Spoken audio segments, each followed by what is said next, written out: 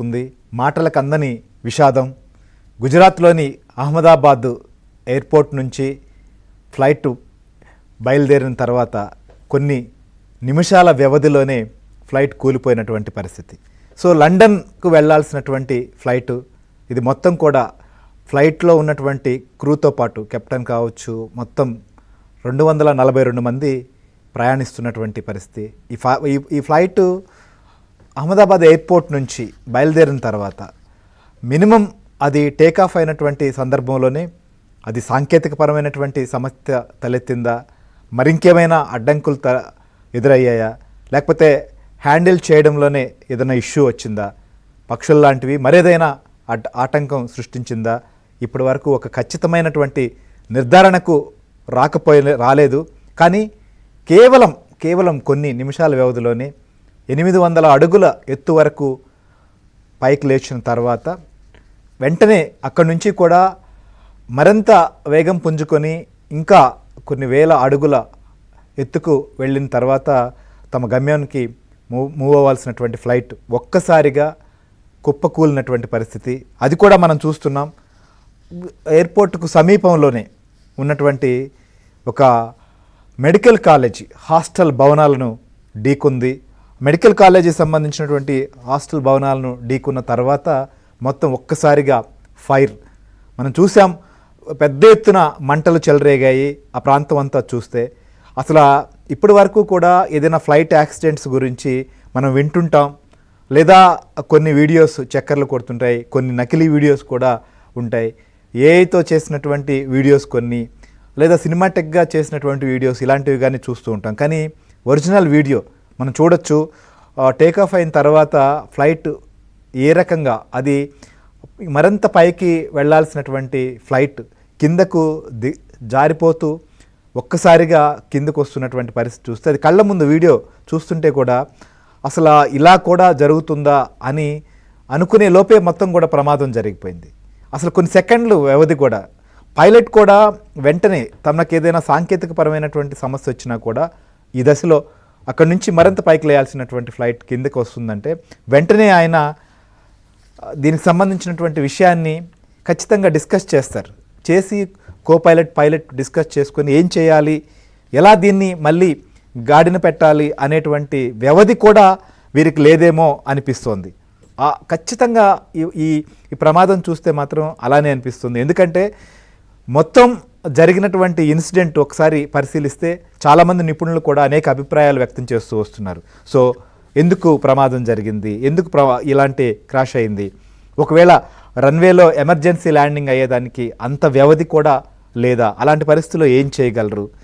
So ఈ యొక్క flight సంబంధించినటువంటి ఒక హిస్టరీ చూస్తే ఈ ఫ్లైట్కు గతంలో ఏ రకమైనటువంటి సాంకేతికపరమైనటువంటి సమస్యలు ఎదురయ్యాయి, డీజీసీఏ 2 సార్లు వార్నింగ్ కూడా ఇచ్చిన తర్వాత ఈ ఫ్లైట్ ఎలాంటి మరమ్మతులు చేపట్టారు, లేకపోతే ఏ రకంగా దాన్ని సరిచేసిన తర్వాత కూడా ఈ సమస్య తలెత్తిందా, ఇలా అనేక రకాలైనటువంటి ప్రశ్నలు ప్రస్తుతం మనకు ఉత్పన్నమవుతున్నప్పటికీ కానీ చాలామంది మనం చూస్తే మొత్తం కూడా ఈ ప్రమాదంలో ఏదైతే A171 బోయింగ్ 787-8 ఫ్లైట్లో మొత్తం కూడా ఉన్నటువంటి ప్రయాణికులు అలానే క్రూ మొత్తం 242 మంది అయితే అందులో దాదాపు 169 మంది భారతీయులు, 53 మంది బ్రిటిష్ పౌరులు ఉన్నారు.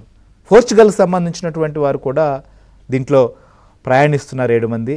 అలానే కెనడియన్ జాతీయులు కూడా ఒకరున్నారు. ఇందులో ముఖ్యంగా చెప్పాలంటే 2 నవమాసాలు కూడా అంటే చాలా చిన్న నెలల సంబంధించినటువంటి బిడ్డలు ఉన్నారు. 11 మంది అయితే చిన్న పిల్లలు, కనీసం 10 ఏళ్ళు కూడా దాటినటువంటి పిల్లలు కూడా ఉన్నారు. వీరికి సంబంధించి ఇప్పుడు వరకు మనకు అధికారికంగా ప్రకటించకపోయినప్పటికీ ఆ ప్రమాదం చూసిన తర్వాత ఆ ప్రమాద పరిస్థితిని పరిశీలించిన తర్వాత ఈ ఫ్లైట్లో ప్రయాణిస్తున్నటువంటి వారు ఎవరూ కూడా మనకు సజీవంగా మళ్ళీ ఉంటారా అనేది మాత్రం అనుమానమే. ఖచ్చితంగా చాలామంది మృత్యువాత పడ్డారు. వారికి సంబంధించినటువంటి కొంతమంది డెడ్ బాడీలని ఆసుపత్రికి తరలించారు. మరికొంతమందిని అక్కడ చూస్తే అసలు ఒక రక్తపు ముద్దల్లాగా మొత్తం ఆ ప్రమాదం జరిగినటువంటి ప్రాంతం చూస్తే ఆ ప్రదేశం అంతా కూడా ఒక మనకు ఒక ఆ, ఒక నల్లగా బొగ్గు మొత్తం కూడా అదంతా పరుచుకున్నట్టుగా అలాంటి పరిస్థితి మనకు కనిపిస్తుంది. అసలు ఏమాత్రం కూడా అక్కడ ఫ్లైట్లో ప్రయాణిస్తున్నటువంటి వాళ్ళు కానీ లేదా ఖచ్చితంగా ఆ టైంలో హాస్టల్ భవనాలను ఢీకున్నటువంటి పరిస్థితి ఉంది. అక్కడ ఆ టైంలో ఉన్నటువంటి మెడికోలు అలానే డాక్టర్స్ లంచ్ బ్రేక్ వాళ్ళకి కరెక్ట్గా లంచ్ చేస్తున్నటువంటి టైంలో ఊహించిన విధంగా ఈ యొక్క ప్రమాదం జరిగింది. కళ్ళ ముందు ఏం జరుగుతుందో తెలుసుకొని అక్కడి నుంచి తప్పించుకోలేని పరిస్థితి చూస్తున్నాం. బిల్డింగ్లో నుంచి ఆ బ్యాక్ సైడ్ నుంచి ఢీకుంటూ కూడా ముందుకు వచ్చినటువంటి పరిస్థితి. ఆ టైంలోనే అక్కడ డైనింగ్ హాల్ ఉంది, స్టూడెంట్స్ ఉన్నారు, లంచ్ చేస్తున్నటువంటి పరిస్థితి ఒక్కసారిగా జరగడంతో అక్కడి నుంచి ఏం తప్పించుకోలేనటువంటి పరిస్థితి, ఎవరూ కూడా బయటపడలేనటువంటి పరిస్థితి. అటు ఫ్లైట్లో జర్నీ చేస్తున్నటువంటి వాళ్ళు కావచ్చు, లేకపోతే హాస్టల్లో ఉన్నటువంటి వారు కూడా కళ్ళ ముందు క్షణాల వ్యవధిలోనే ఒక్కసారిగా ఈ ప్రమాదం చోటు చేసుకొని చాలామంది ప్రాణాలు కోల్పోయారు. వారి సంఖ్య కూడా, ఎందుకంటే చాలామంది ఇందులో మనం చూస్తున్నాం. ఈ యొక్క ప్రయాణంలో ఉన్నటువంటి చాలామంది ప్రముఖులు, గుజరాత్ మాజీ ముఖ్యమంత్రి, వీరితో పాటుగా చాలామంది వ్యాపారవేత్తలు, చాలామంది వారికి సంబంధించినటువంటి వ్యాపార నిమిత్తం కావచ్చు, వారి కుటుంబాలు సభ్యులు బయట ఉండడం కావచ్చు, ఇలా అనేక రకాలైనటువంటి కారణాలతో ప్రయాణం చేయాలనుకున్నారు. మరికొంతమంది భారతదేశానికి వచ్చి ఇక్కడ విజిట్ చేసి ఇక్కడ ఉన్నటువంటి వారితో తమ అనుభవాలను పంచుకొని ఇక్కడ ఉన్నటువంటి అనేక ప్రదేశాలను కూడా చుట్టి ఆ యొక్క అనుభవాలన్నింటినీ పదిలంగా దాచుకొని తమ దేశానికి వెళ్ళాలి అనే దానికి ప్రయాణం అయ్యారు. మరొక 7-8 గంటల ప్రయాణం చేస్తే వారి గమ్యస్థానాన్ని కూడా వారు చేరుకునేటువంటి పరిస్థితి ఉండేది. కానీ ఆ లోపే జరగాల్సినటువంటి ప్రమాదం జరిగిపోయింది. మన భారతీయ చరిత్రలో ఒక్కసారిగా చూస్తే ఇంత పెద్ద ప్రమాదం ఎప్పుడూ కూడా జరగలేదు, ఇంతటి ఘోరమైనటువంటి ఘటన కూడా జరగలేదు. అయితే ఇక్కడ ఈ ప్రమాదం సంబంధించినటువంటి విషయంలో ఇప్పటికే దీనిపైన పూర్తి స్థాయిలో director general of civil aviation దర్యాప్తు చేస్తోంది. ఇంకోవైపు హోంశాఖ కూడా రంగంలోకి దిగింది, మొత్తం పరిస్థితిని పర్యవేక్షిస్తూ ఈ ప్రమాదం సాంకేతికంగా చోటు చేసుకుందా, లేకపోతే ఏమన్నా మానవ తప్పిదం ఉందా, మరి ఇతరత్ర ఏమైనా కారణాలు ఉన్నాయా, ఇప్పుడే మనం దీనికి కుట్రలో మరో అంశాలను ఆపాదించి మరింత ప్యానిక్ సృష్టించలేము. కానీ ప్రమాదం జరిగిన తర్వాత మాత్రం అనేక అనుమానాలు, అనేక రకాలైనటువంటి చర్చలు అవకాశం ఇచ్చినప్పటికీ కానీ ఏం జరిగింది అనేది తేల్చాల్సిన అవసరం ఉంది. ఎవరు దీనికి బాధ్యత తీసుకోవాలి? ఎయిర్ ఇండియా తీసుకుంటుందా, బోయింగ్ తీసుకుంటుందా, లేకపోతే పౌర విమానయాన శాఖ బాధ్యత తీసుకుంటుందా? ఎవరు? ఇంతమంది ప్రాణాలు కోల్పోయారు, చాలామంది క్షతగాతురులు అయ్యారు, దీనికి అంతటికీ ఎవరు బాధ్యత తీసుకోవాలి? సో ప్రస్తుతం ఇదే దేశవ్యాప్తంగా కూడా కలించి వేస్తున్నటువంటి ఘటన. భారతీయులందరూ కూడా ఈ సంఘటన జరిగిన తర్వాత చాలామంది కన్నీరు పెట్టుకున్న పరిస్థితి. చాలామంది చాలా అధికారిక కార్యక్రమాలను వాయిదా వేసుకున్నారు. రాష్ట్రపతి, ప్రధానమంత్రి, అనేక రాష్ట్రాల ముఖ్యమంత్రులు ఈ ప్రమాద ఘటన పైన చెలించిపోయారు. అసలు మాట్లాడలేని పరిస్థితి కొంతమంది. అయితే ఆంధ్రప్రదేశ్లో ఏడాది పాలన పూర్తయిన తర్వాత ఖచ్చితంగా ఇవాళ ఒక విజయోత్సవ కార్యక్రమం నిర్వహించుకోవాలనుకున్నారు. కానీ ఈ ఘటన జరిగిన తర్వాత ముఖ్యమంత్రి చంద్రబాబు నాయుడు దీన్ని వాయిదా వేశారు, వద్దు ఇలాంటి సందర్భంలో అని చెప్పి. సో ఈ మొత్తం దేశవ్యాప్తంగా చూస్తే కూడా పరిస్థితి. ప్రధాని నరేంద్ర మోదీ అమిత్ షాని కావచ్చు, రామ్మోహన్ నాయుడును, వీళ్ళందరితో కూడా అత్యవసరంగా చర్చించారు. వారందరినీ సంఘటనా స్థలానికి వెళ్ళమన్నారు, వెళ్ళి పరిశీలించినటువంటి పరిస్థితి కూడా.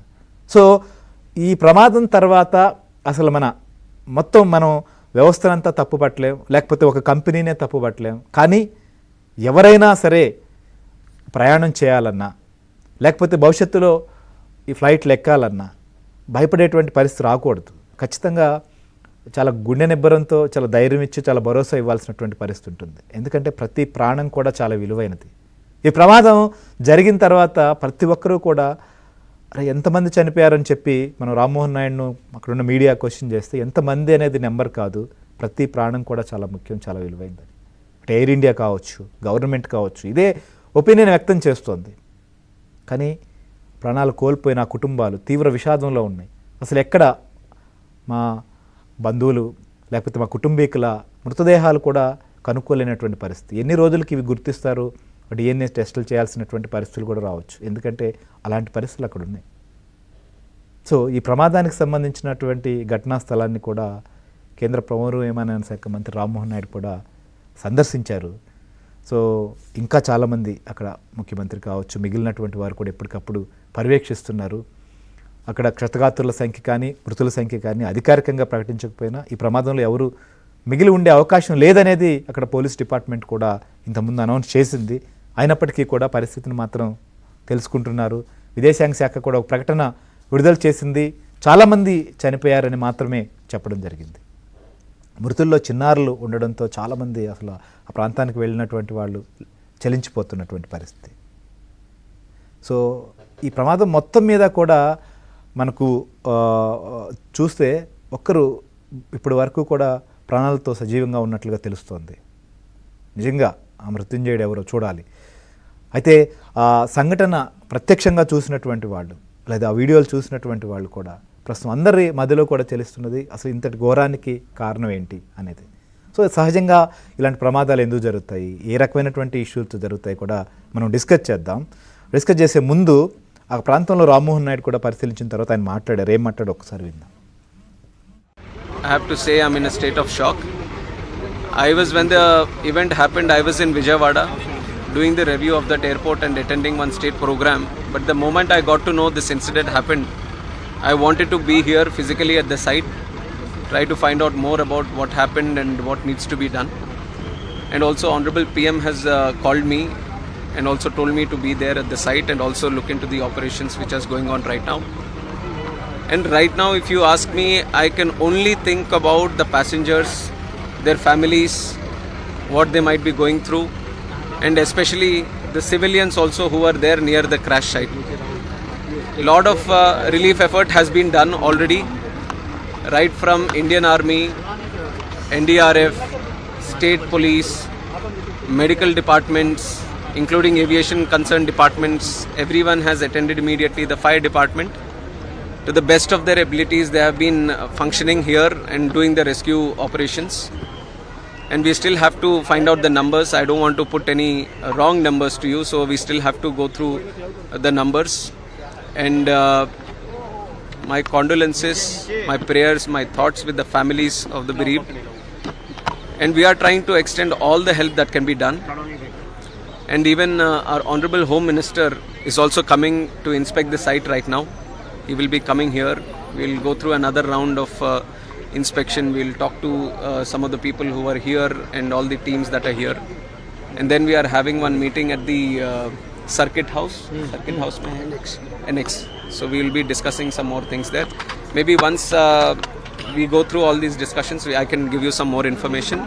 But if you ask me, then I'm just thinking about the families and the passengers who are there. It's a great loss.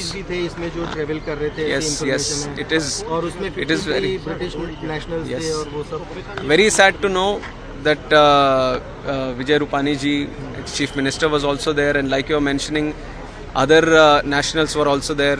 Children were also there. I would only say that each and every life is precious to us.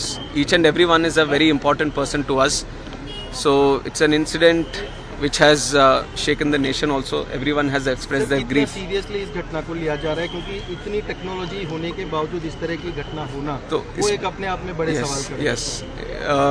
I'll only give one line to what you have asked right now. We are going to do a fair and thorough investigation. We are not going to spare anyone. We are not going to leave any stone unturned. We will do properly according to the protocol, and we are going to go to the depth of why this incident has happened. That much I can tell you now. Right, ఈ మాటలకు అందని మహా విషాదం పైన ఖచ్చితంగా proper investigation చేస్తాం, ఎవరు కారకులో కూడా తేలుస్తామని చెప్పి కేంద్ర మంత్రి రామ్మోహన్ నాయుడు చెప్తున్నారు. అసలు ఈ ప్రమాదంలో చాలామంది మృత్యువాత పడ్డారు. వీరిలో గుజరాత్కు ముఖ్యమంత్రిగా విజయ్ రూపాని పనిచేశారు. ఆయన 2016 నుంచి 21 వరకు కూడా 2 దఫాలుగా ఆయన ముఖ్యమంత్రి అయ్యారు. వారే కాదు, ఇంకా చాలామంది ప్రముఖులు కూడా ఉన్నారు. సో దీనిపైన రాష్ట్రం మొత్తం అటు భారతీయ జనతా పార్టీనే కాదు, సో ఆయనతో అనుబంధం ఉన్నటువంటి వాళ్ళు కూడా తీవ్రంగా చెలించిపోతున్నారు. సో వారందరితో కూడా మనం డిస్కస్ చేద్దాం. అసలు ఈ ప్రమాదానికి కారణాలు చాలామంది నిపుణులు